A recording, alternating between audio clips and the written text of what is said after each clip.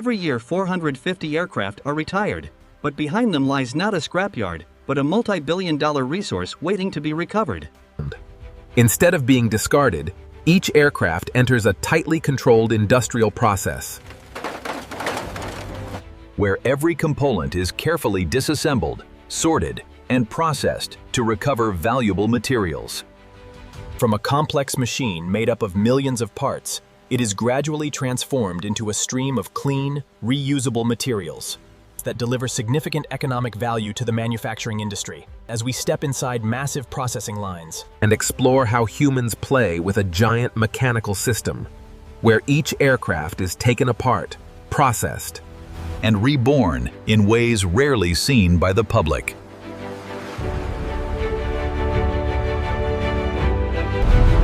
Contrary to common belief, aircraft are not immediately destroyed once they are taken out of service. Instead, they are processed in stages, with each component assigned a different value and handling method. For this reason, the entire recycling process must follow a strictly controlled sequence from the very first steps. The process begins at aircraft storage facilities, where retired planes are kept in dry environments to minimize corrosion. When it is time for processing, the aircraft is towed into the recycling area using specialized aviation towing equipment.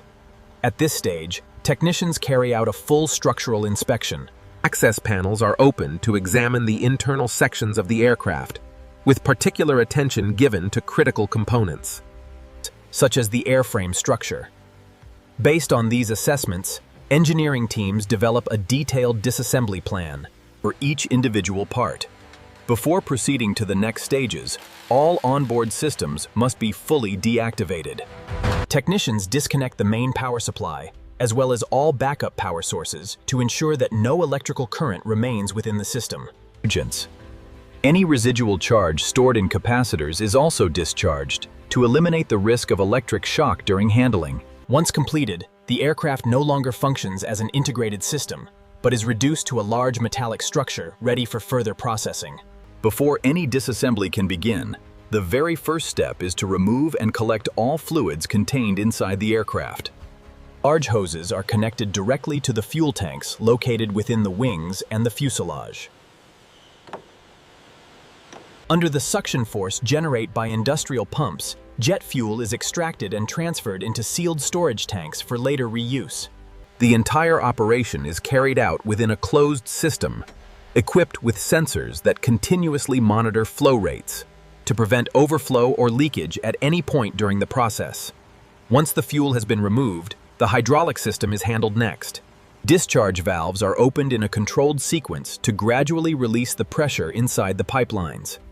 This step is critical, whereas hydraulic systems can retain significant internal pressure even after the aircraft is no longer in operation. When the pressure has been reduced to a safe level, the hydraulic fluid is extracted, ensuring that no residual force remains trapped within the system. This stage can be understood as a complete internal clearing process of the aircraft. If any fuel residue or internal pressure is left behind, even a small spark could trigger a serious and potentially dangerous incident. Only when the aircraft is completely dry, free of fuel, free of pressure, and free of any hazardous materials, can the next stages of disassembly and metal cutting be carried out safely and under controlled conditions. Once the aircraft has been fully secured, the technical team begins removing the high-value components. The engines are typically the first to be taken off. Large structural bolts are loosened using specialized tools, while a crane supports the full weight of the engine to prevent any misalignment or sudden drop. As the final connections are released, the engine is carefully lowered and placed onto a transport stand. It is then sent for inspection and refurbishment, with the potential to be reused in other aircraft or adapted for industrial equipment and machinery. Next, the landing gear is removed. Chanto. This is one of the heaviest and most structurally robust components of the aircraft, requiring hydraulic jacks to stature. At the same time, electrical systems including navigation units, flight computers, and control modules are dismantled piece by piece. All removed components undergo an initial inspection, are tagged for identification, and transported into storage facilities. In many cases, the engines alone can represent the majority of the aircraft's remaining value. Before the aircraft proceeds to full dismantling, before structural cutting begins, the entire interior of the aircraft is completely dismantled. Technicians systematically remove components, such as passenger seats, overhead luggage compartments, interior panels, electrical wiring systems, and insulation materials. These materials cannot be processed together with metals in the downstream shredding stage, so they are separated from the very beginning. The dismantling process is carried out section by section, starting from the passenger cabin and moving gradually into technical compartments. Each internal layer is stripped away, exposing the aircraft's primary metal frame. By the end of this stage, the interior space is almost entirely empty, leaving only the load-bearing structure in place, ready for further processing. Once the interior has been fully cleared, the structural cutting phase begins. Excavators equipped with hydraulic shears are positioned around the aircraft, gripping the fuselage firmly and performing controlled cutting cycles. The shear blades press through the aluminum skin and internal structural frames in repeated strokes, ensuring a stable and controlled operation. The wings require a more complex approach due to their thickness and load-bearing design. The hydraulic shears are positioned at the wing root, where multiple cutting cycles are applied to penetrate the main structural spars. After separation, large sections such as the wings, tail, and fuselage are pulled away and placed into individual blocks. At this stage, the aircraft no longer retains its original form and has been broken down into manageable sections, ready to be transferred to the next stage of shredding and material processing. After the fuselage, wings, and other large sections of the aircraft have been separated, the initial stage of size reduction begins directly during dismantling. Excavators equipped with grapples or hydraulic shears do not only cut, but also compress and fracture large metal structures into smaller pieces. As the applied force increases, aluminum panels and internal frames begin to bend, crack, and break apart into more manageable fragments. These pieces are then picked up and loaded onto trucks for transport to recycling facilities. At the recycling plant, the material is not processed immediately, but is instead fed into large-scale industrial shredding systems, typically heavy-duty shredders. During operation, rotating shafts fitted with hardened steel teeth grip, tear, and break down the metal into significantly smaller fragments than before. The entire process runs continuously, with material entering from one end and exiting in a reduced form through the discharge outlet. After passing through the shredder, the mixed material is conveyed along sorting lines. A high-power magnet positioned above the conveyor extracts ferrous metals from the stream. The remaining material then passes through an eddy current separation system, which repels and separates aluminum from the rest. Additional sensors are used to identify and sort other metals such as copper or titanium. Non-metallic materials are also removed and directed to separate processing streams. The sorted steel scrap is not processed immediately on site, but is instead loaded onto specialized transport trucks and moved to the melting area. At this stage, each truck is directed into the charging zone, where large-scale industrial crane systems take over the operation. Massive grapple buckets are lowered down, firmly gripping bundles of scrap steel weighing several tons, then lifting them off the ground and moving steadily toward the furnace opening. Once positioned, the crane rotates precisely and releases the entire load into an electric arc furnace that has already been opened. The impact of metal colliding with metal produces a loud, resonant sound as the scrap falls inside, forming layered piles within the furnace chamber.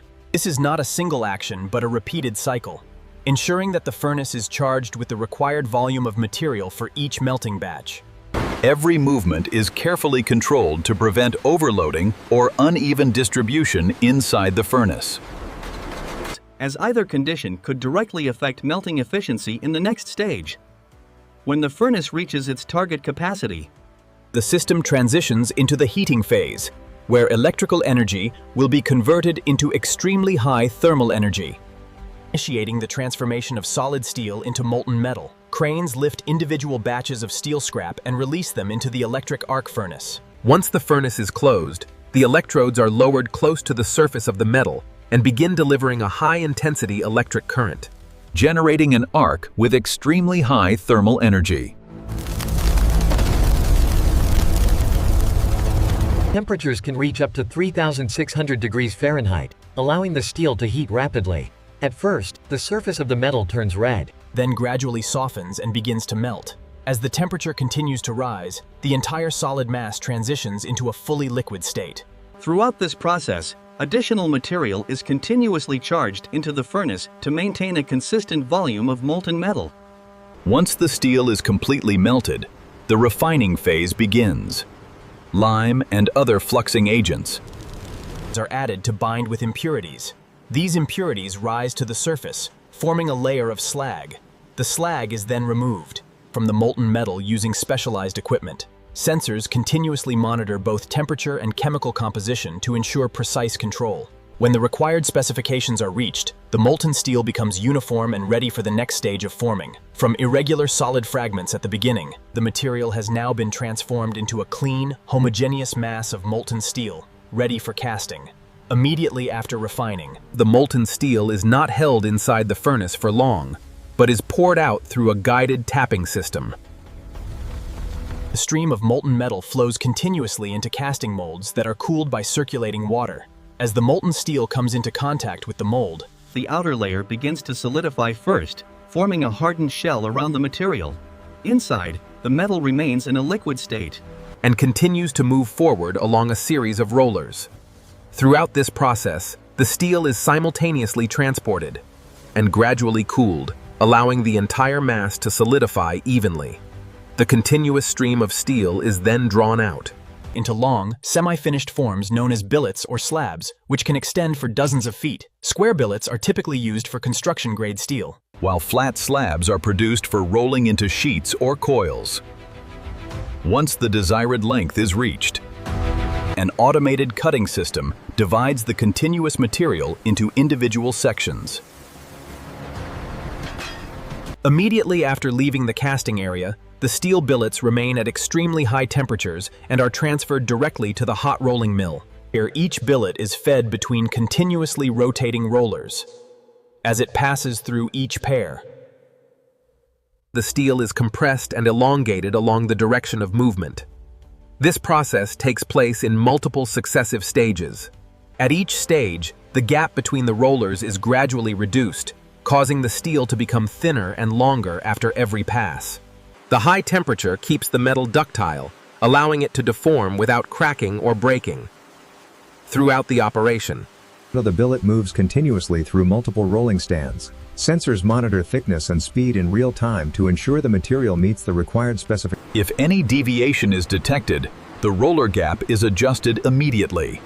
By the end of the rolling line, the steel is formed into uniform sheets or long coils. At the final stage, glowing red coils are collected and transferred to the cooling and quality inspection process.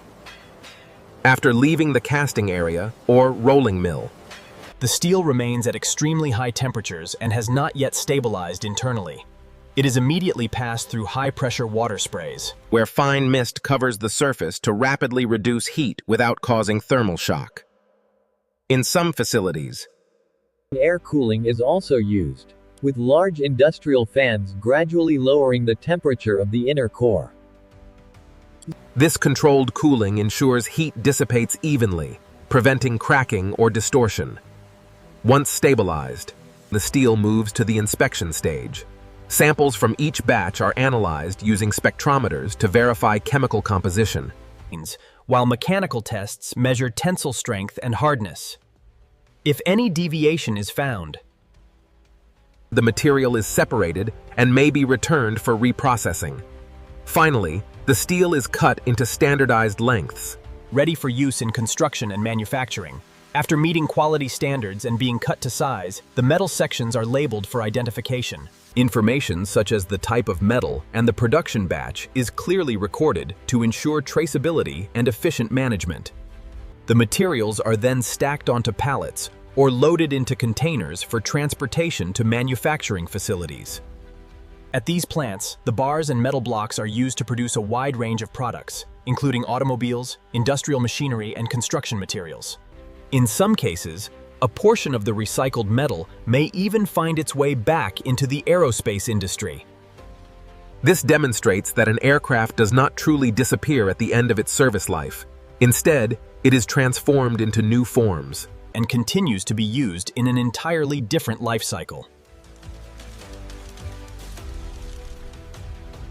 From a machine that once flew thousands of hours in the sky, an aircraft does not disappear at the end of its life cycle.